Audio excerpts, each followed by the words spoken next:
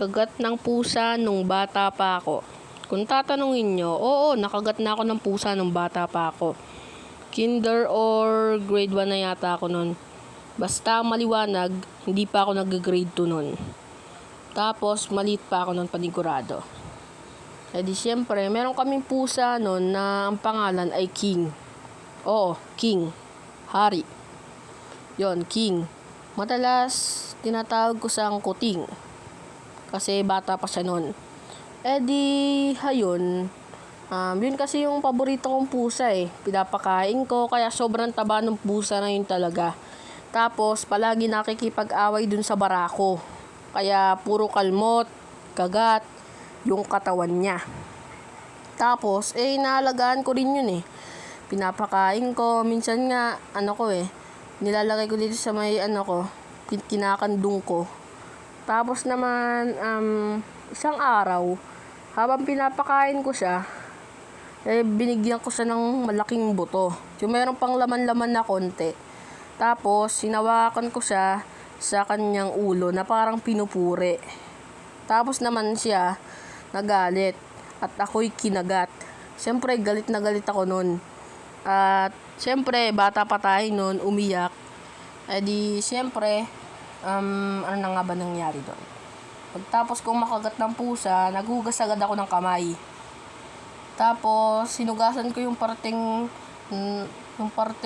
nakagat ako. Hay na nga. Iyak ako ng iyak nun. At tinanong ng lola ko kung ano nangyari. Sabi ng lola ko, ba't ka iyak ng iyak? Nakagat ka ba ng pusa? Wala. Hindi pa rin ako kumikibo. Tapos naman, sinabi niya, kinagat ka nga ba ng pusa? Sabi ko, opo. Sabi niya, hinugasan mo na ba yan ng may sabon? Sabi ko, opo. Hindi ko yun nilagyan ng alcohol. Kasi, alam ko na kung anong gagawin nun eh. Tapos, yun na nga. Dinala na ako sa, ano ba yun? Ano bang tawag dun sa pag nakagat ka ng pusa, dun ka dadalhin? O kaya aso. Marami akong nakita nun. Merong may kagat sa kamay. Minsan nga, delikado eh. May kagat sa ulo. Teka, ano yata yun? Kalmot yata yun eh. Pinaturukan. Tapos naman, nung ako na, tinurok na ako. Sobrang sakit, grabe yung turok. Kasi first time ko na magpapaturok eh. Ikukwento natin yung mga first time experience ko. Gagawan natin yun ng part 2 pag nagkataon. Okay? Hintayin nyo na lang yung first time experience. Tapos naman, habang tinuturukan ako, ang sakit nun grabe. Tapos, 19 na turok yata yun sa pagkakaalala ko. Pagtapos nun, yung huling turok ko, tinurukan ako kung saan parte ako nakagat. Nakagat ako sa hintuturo. Oo, daliri. Di siyempre, ano nga ba ginawa ko? Tinurukan ako. Yon. Akala ko nung una, dahil sabi nung mami ko, last na daw yon. Di last na nga. Akala ko tuturukan ako sa braso. Ayun pala sa daliri. Grabe, sobrang sakit. Tapos pagtapos ako maturukan doon, sabi ng bago pala ako maturukan doon, sabi, hawakan daw ako ng mami ko kasi baka daw magalaw ako at mabali yung karayom. Di, hay na nga.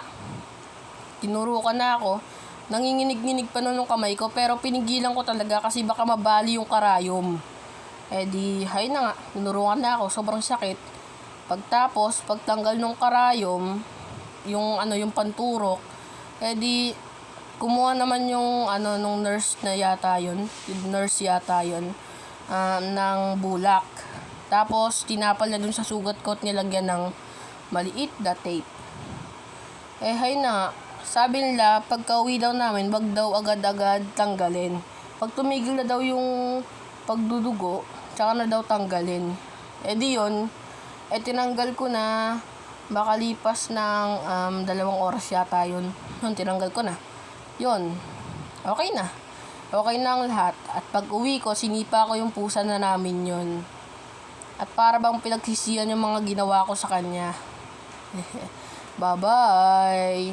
Please subscribe, like, and share. Shoutout nga pala kay, wala pa nga pala tayong isa shoutout. Comment nyo lang dyan sa may baba kung magpapa-shoutout kayo. At, syempre, hindi lang shoutout.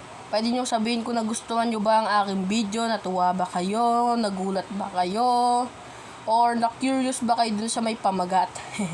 Yung kagat ng pusa. Sige, bye-bye na. Kukwento ko pa yung ibang experience ko at mag-e-edit pa ako. Okay, bye-bye. Please subscribe, like, and share. Sabi ko na, wag niyong kakalimutan mag-subscribe, di ba? At click the notification bell. Nandun naman sa may banner ko yun eh.